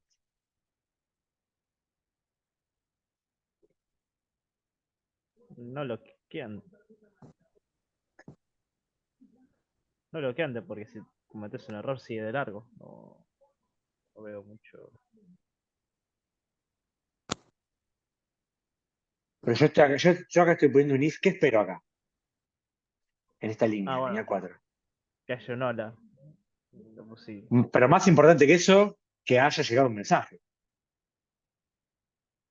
¿no? Ah, ok, Sí, ok, ok. esperas una respuesta. La premisa es, si yo estoy acá es porque receive anduvo bien y me llegó un mensaje. No sé cuál es, pero algo me llegó. Ah, es lo que antes por el anterior, que si no recibió nada durante un tiempo Se no se supone que el procesa. código queda bloqueado en esta línea, la ejecución del flujo del programa, si la syscall es bloqueante, se queda acá. ¿Está bien? Y hasta que no ocurre el evento, que en este caso es recibir un mensaje, no avanza el código. Eso es cuando es bloqueante. En el caso de receive, en sockets, tiene esa configuración. Es bloqueante por defecto. ¿Entiendes? Yo asumo que cuando estoy acá abajo, el dato ya lo leí. No estoy acá si todavía no me llegó nada. Ahora, distinto sería si fuera no bloqueante. ¿Sí? Vamos a inventar esto acá, ¿no? Ejecuto receive, pero en modo no bloqueante.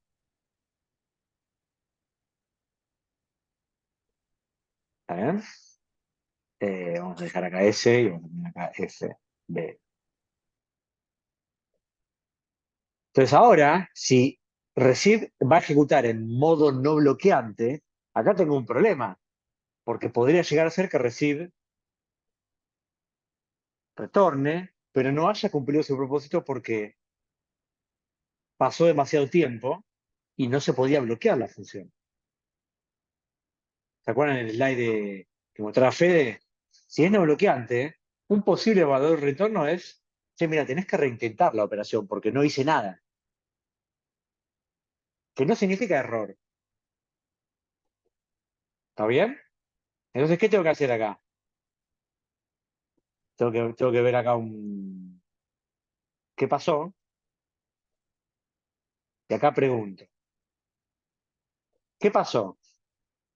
Estoy haciéndolo muy así, ¿no? Pero, ¿tengo que reintentar?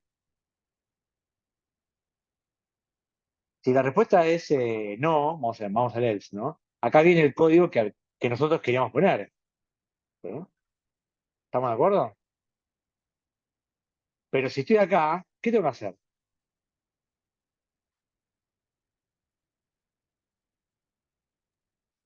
Tendrías que mandar de vuelta a qué pasó para que ejecute de vuelta el receive.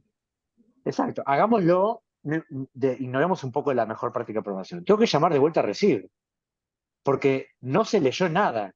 ¿Sí? La función no cumplió el propósito, porque tardaba demasiado tiempo la operación y no se podía bloquear el proceso. Entonces, yo sé que no hizo nada. Entonces, ¿y yo qué quería hacer? Y leer un mensaje. ¿Está el mensaje? No. Entonces no puedo seguir ejecutando. ¿Está bien? Pero entonces vas a terminar con un receive que no hace, vas a terminar con un receive y no va a hacer nada más. No, ¿cómo no va a hacer nada más? Acá yo lo que estoy programando. Ah, Pero, ¿qué puede pasar acá?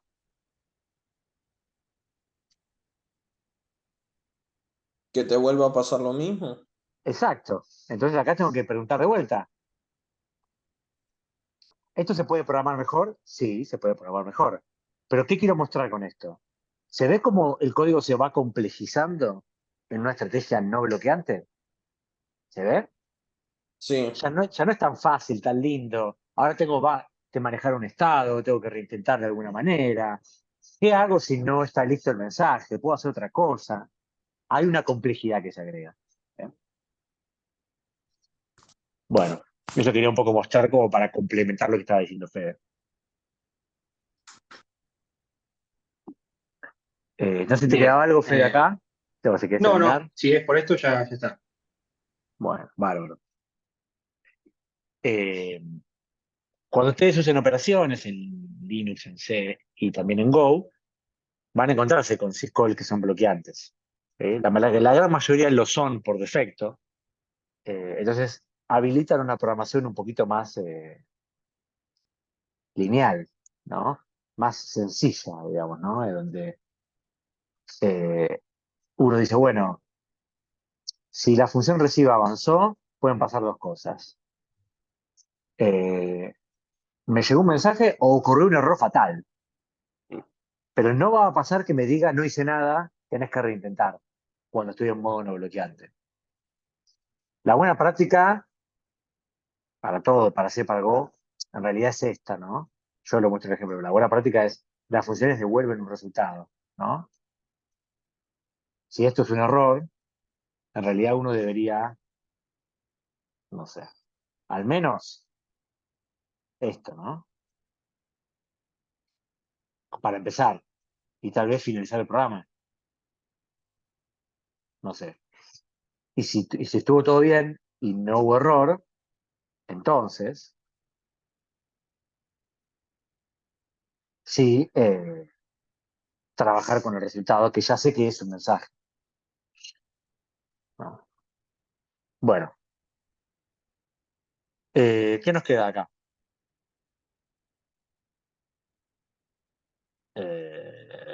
El cambio de proceso, la última parte para terminar la clase. Así que hacemos el último tirón y terminamos, ¿vale? Y hacemos un cortecito que va a tener que ser largo porque estando acá es un poco más complicado y aprovecho para comer y ustedes tal vez también. Eh, Parte final. ¿Sí? Voy a prepararme para dibujar como un campeón. Ahí va. Lo que nos queda para terminar la clase de procesos es ver en detalle de qué se trata el cambio de un proceso.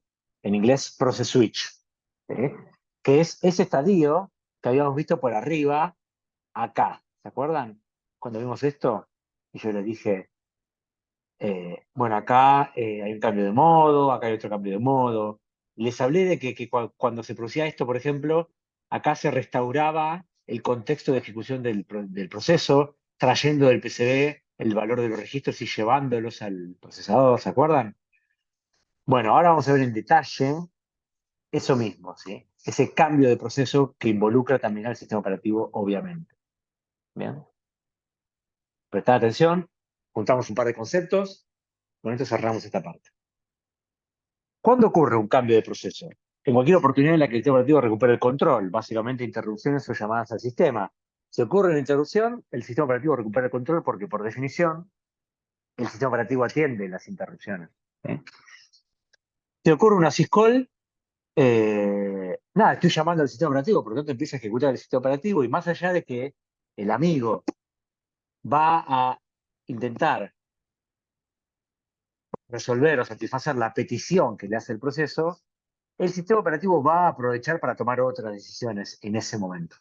¿Sí? Aprovecha el hecho de que empezó a ejecutar. Una de esas decisiones, que no es que el proceso lo pide, pero pueden ocurrir por decisión del sistema operativo, es que se produjo un cambio de proceso y entonces el proceso que estaba ejecutando sale del procesador y otro proceso toma su lugar y va a ejecutar. ¿Está bien? Entonces, ¿qué vamos a ver ahora? El detalle ultra, ultra fino de qué pasa por detrás cuando esto ocurre. ¿Sí? Bueno. Tratemos un ejemplo que es el que vamos a estudiar. ¿Sí? El ejemplo es el siguiente. Primero, obviamente, hay un proceso ejecutando, el proceso A. En un momento determinado se produce una interrupción que hace que se llame al sistema operativo. ¿Sí? El sistema operativo maneja la interrupción, ejecuta para ver qué pasó, y entonces el sistema operativo decide que continúe ejecutando otro proceso, el proceso B. ¿Sí?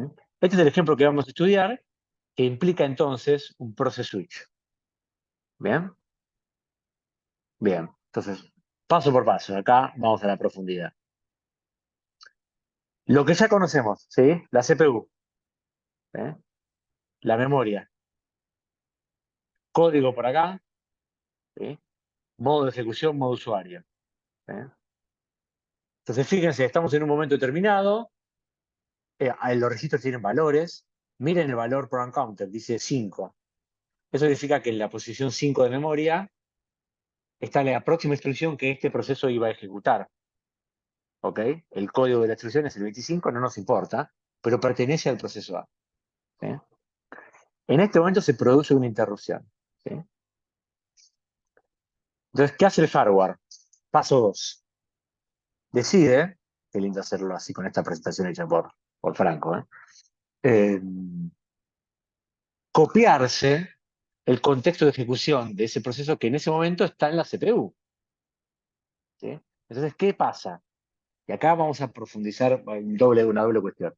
Primero, el hardware se copia algunos registros, como estos y estos, se los copia a un lugar especial de la memoria, que es el stack del sistema operativo.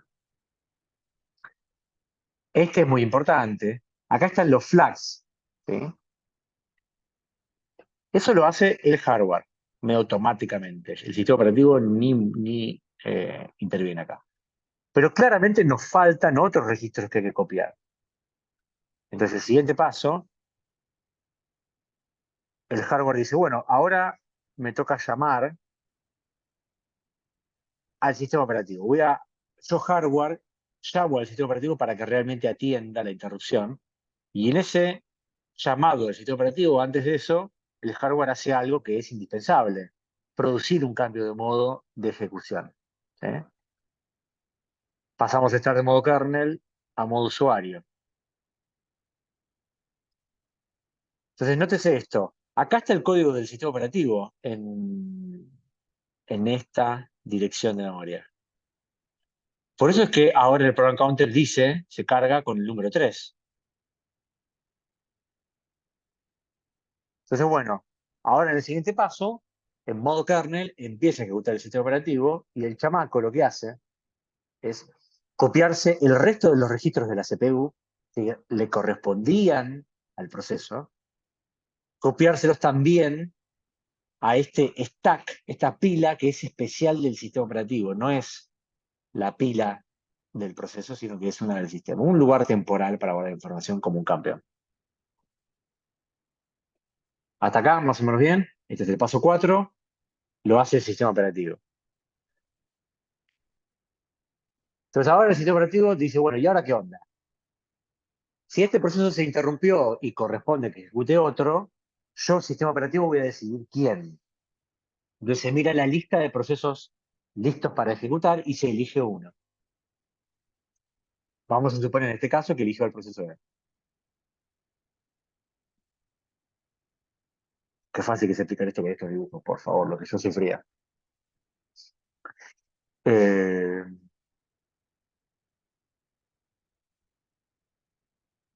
entonces ahora que ya se decidió que el proceso A definitivamente deja de ejecutar y tiene que venir el B, de este lugar de la memoria temporal donde estaban el contexto de ejecución del proceso A, o sea, el valor de cómo estaban los registros en el procesador después de la última ejecución de la instrucción del proceso A, el sistema operativo dice, bueno, lo voy a llevar a un lugar más oficial, más posta, el PCB del proceso A. Entonces ahí finalmente va la información a ese registro, a esa parte del PCB que tenía el contexto de ejecución, listos para ser reusados cuando el proceso A vuelva a ejecutar. ¿Bien?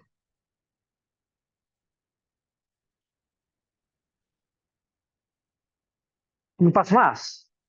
Si ahora el proceso A no está más ejecutando, yo en el PCB tenía el estado del proceso y el PCB tenía una string, una constante, un número que decía, este tipo está ejecutando.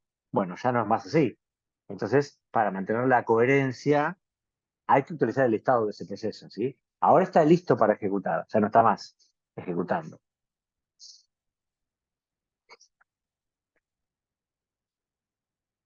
Microondas. Hay que sacarlo mejor. Por lo menos sacar la tapa. Denme un segundo.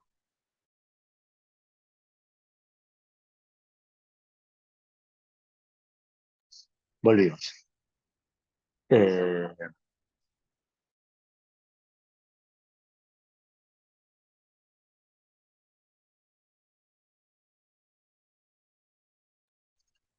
bueno, paso 8.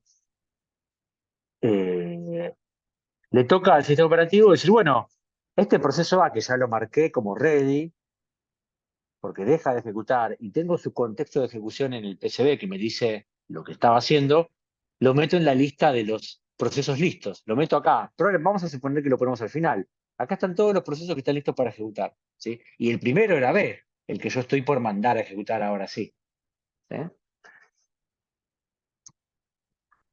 Entonces, elegí a B, le cambio el estado al proceso B en el PCB y digo, ¿sabes qué, guachín?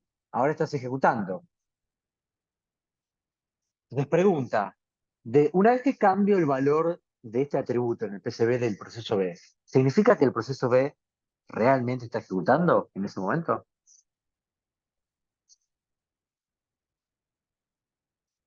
Repite, por favor. Cuando yo cambio el atributo del PCB del estado del proceso y de ready lo paso a running para ese proceso B, cambié un valor en una estructura en el PCB del proceso B. ¿Está entonces ejecutando por el No, solo hecho de hacer este cambio? ¿Qué No, dijeron por está ahí? preparado. No, se está ejecutando una vez que está todo cargado en la CPU, ¿no? Exactamente. Quien está ejecutando todavía es el sistema operativo. Entonces, ese es un momento especial donde marco el estado cómo va a quedar, pero es un pequeño momento donde hay una inconsistencia entre lo que estoy marcando y lo que está pasando, pero es inevitable, ¿sí? Entonces, lo marco como que ya está ejecutando, a pesar de que todavía no empezó. Y ahora sí viene la parte final, y si se quiere un poquito más compleja, pero no es tanto, donde digo, bueno, voy al PCB del proceso B, no el del A, el del B, y agarro su contexto de ejecución. Aquel contexto que decía lo que él estaba haciendo. Y estos registros los llevo, como bien dijeron, a la CPU. ¿Sí? Desde el momento en que copio todos los registros y al mismo tiempo hago un cambio de modo, porque esto también es importante, automáticamente dentro de todos los registros en la CPU, ¿cuál cargué? Este. Entonces, ¿qué pasa inmediatamente después de copiar los valores incluidos este? Esto apunta a una instrucción del proceso B. ¿Estamos de acuerdo?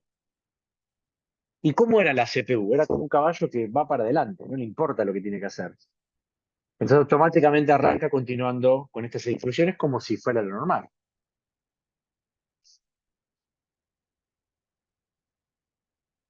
¿Cómo estamos hasta acá?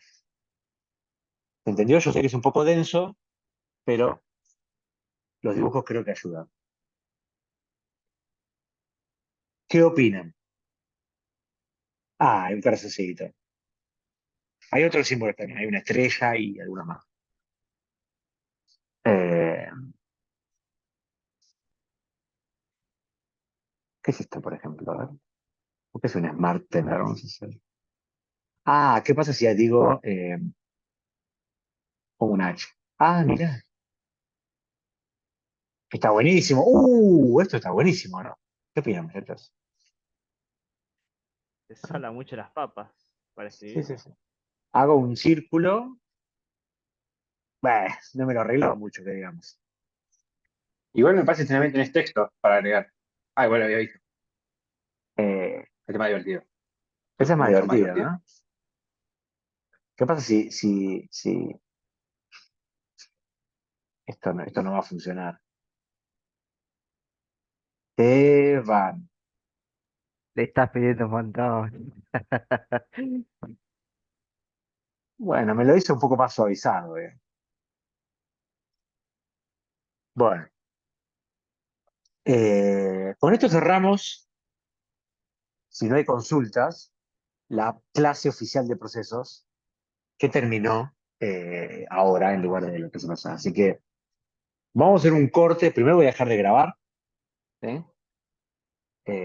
Así esta parte queda. Dejo de compartir y dejo de grabar de alguna manera si supiera cómo hacerlo. Ahí va. Chao.